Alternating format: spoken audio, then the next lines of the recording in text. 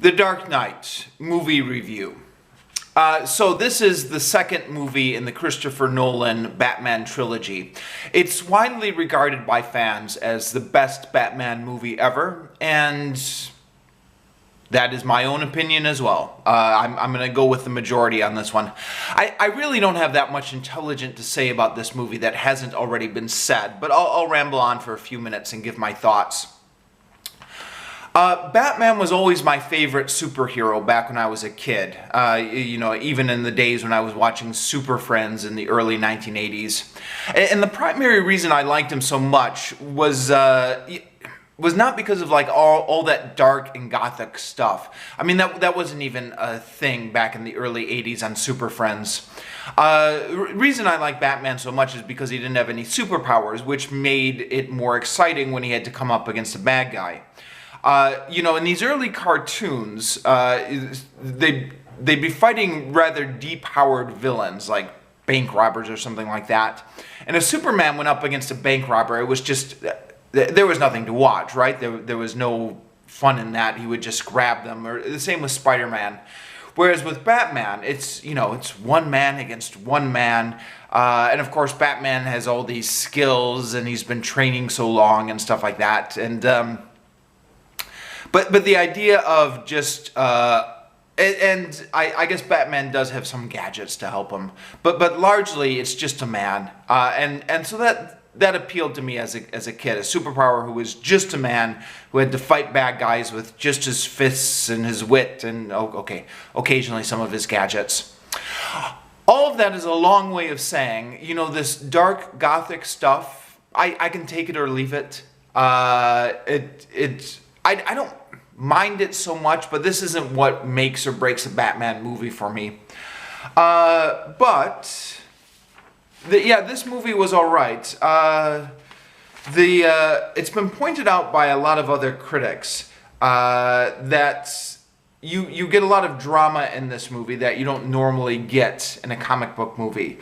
So people said it had all the drama and tension of a good mob movie, like the Goodfellas or The Godfather. Now, certainly the story arc is not equal to like the story arc in The Godfather, but I think some of the drama scenes viewed individually are kind of up there with any good mob movie. The whole Two-Face Harvey Dent thing I found really fascinating. So, Two-Face or Harvey Dent. Back when I was a kid, I had a comic book on kind of the origins of Batman, in which the origins of Two-Face were briefly given, which was he was a district attorney, he got acid thrown on him by one of the mobsters he was prosecuting, and it turned him into a villain. And that really was all the backstory that he was given in that comic book. I think generally for most of Batman's history, Two-Face has not been given an elaborate backstory. I don't know. I'm not a completist. Maybe somewhere out there. But I think certainly if you go back to like the old Batman stuff, his origin story was just kind of thrown away.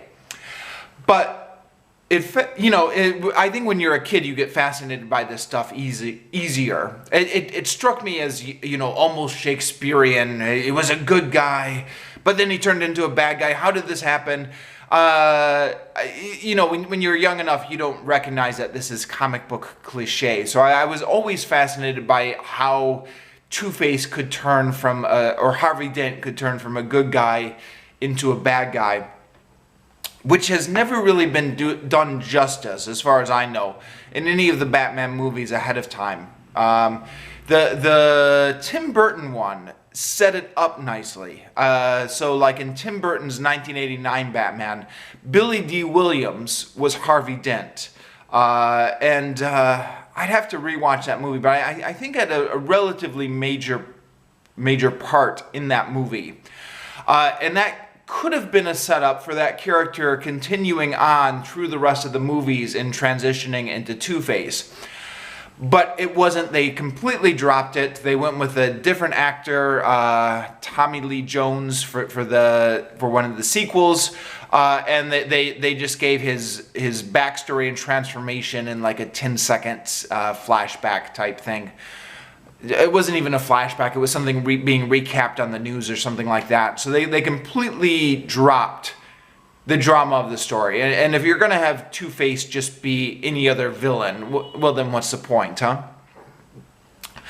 But this Christopher Nolan movie, they went all in on this. I mean, it's just as much Harvey Dent's movie as it is Batman's movie. And they really tried to explore how this good guy could turn into a bad guy, and showed that he was flawed from the beginning and was a bit obsessive, and then gave him ample motivation for being pushed over the edge by the end of it. It was all really well done for those of us who wanted to see finally a good story about Two-Face's transformation. And then Heath Ledger as the Joker. I'm not the first person to say this, obviously, but his performance was brilliant. And I didn't even realize when I was watching this that he was only 28 years old at the time. Had to go back to Wikipedia for that. I mean, he does not seem like he's only 28 years old. He seems like he's embodying a much older character. And I guess being under all that makeup helps. But it seems like he's embodying a character that's much more confident, that's been kicked around by the world for a lot longer than 28 years. Excuse me. It just really surprised me that he was only 28. And, of course, all the unfortunate tragedy that went around with this being his last movie and with him dying shortly after, which is all unfortunate, but I guess has nothing to do with the actual movie itself. I wrote in my original review of this movie that I didn't like the action scenes. I said that because they were all at night, I had difficulty following what was going on. But maybe it was just the small screen of my television I was watching them on. I've since rewatched this movie a couple times when it's been on TV and didn't have as much of a problem with the action scenes. So, I don't know, maybe that's just a benefit of rewatching something, but I suspect I was just watching it on a better TV the second or third time around. I'm sure maybe on the huge screen of the theater for the theatrical release, the action scenes were fine. But that's the problem with watching these movies on DVD or on TV. But I don't know, let me know what your experience was watching this movie on TV. Can you follow all those dark action scenes that take place at night? Does it show up on your TV? And then, the real weak link in this movie is perhaps Batman himself.